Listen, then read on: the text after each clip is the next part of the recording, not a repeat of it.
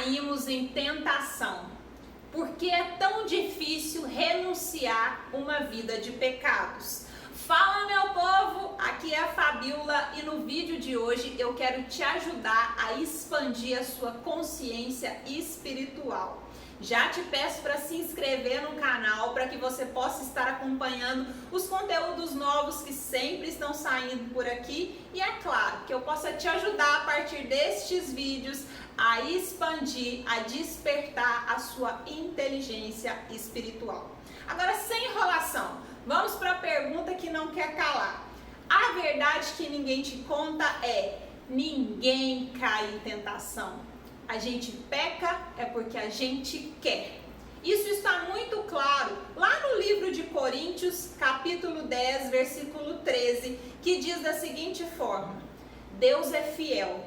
Ele não permite que nós sejamos tentados além das nossas forças.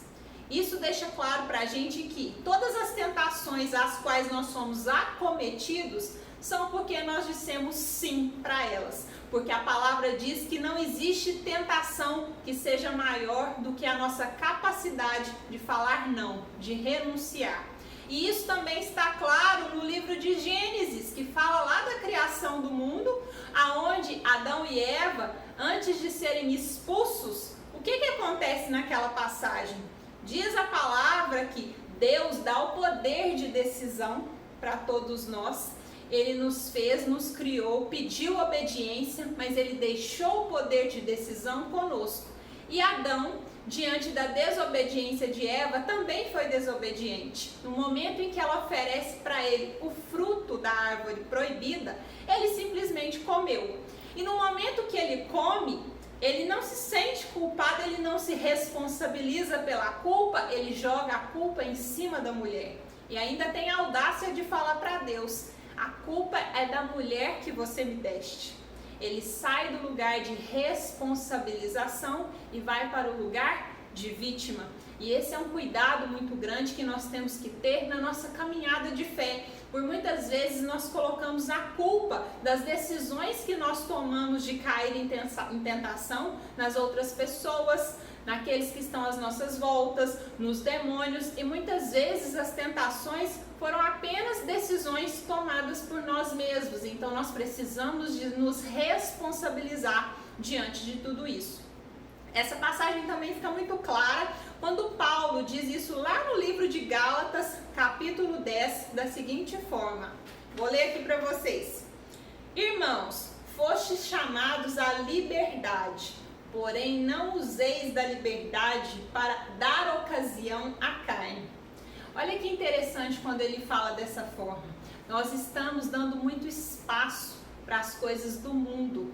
É aquele momento em que muitas vezes você até acorda de manhã com uma vontade muito grande de fazer uma oração, de fazer o seu devocional, mas aí passam 5 minutinhos, 10 minutinhos depois você está o quê? Já focado no Instagram, que você tem que responder o WhatsApp, que você tem que voltar para os afazeres do seu trabalho, e com isso a gente acaba nutrindo demais o nosso corpo físico e esquece de nutrir o nosso espírito. E a gente sabe que existe esse conflito aqui entre o corpo e o espírito. E o que ganha no final das contas quando existe esse conflito entre o corpo e o espírito? Aquele que é melhor alimentado. E o que você tem mais alimentado no seu dia a dia?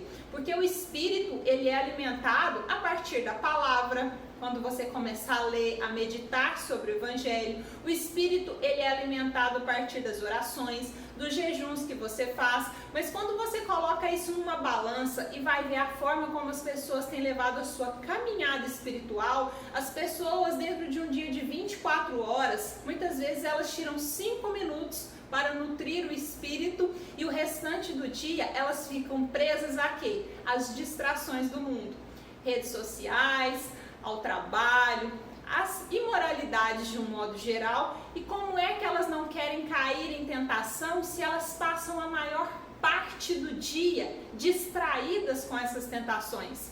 As pessoas muitas vezes têm a capacidade de maratonar séries, 10, 5, 15 episódios em um único dia, e quando vão a um culto, a uma missa, essa pessoa por 1 hora consegue conseguem levantar 5, 6 vezes para ir ao banheiro, beber água, elas não conseguem focar sua atenção ali, no momento presente. É onde você vai vendo do que essas pessoas têm se nutrido dia após dia.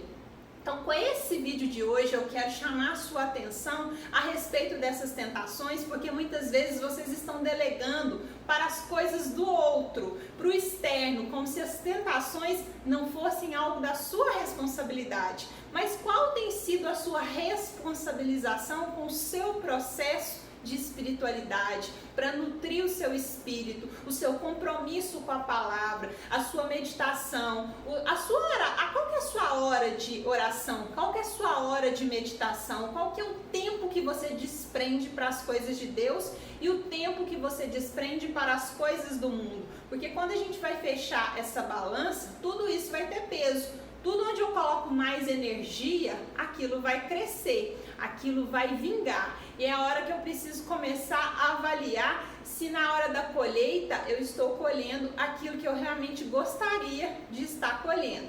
Então deixo aqui essa reflexão de hoje para que vocês parem de se vitimizar diante da vida. Comece a se responsabilizar até mesmo pelas tentações às quais você tem caído. Será que você tem sido vítima ou você é o total responsável por todas essas tentações que você tem caído aí?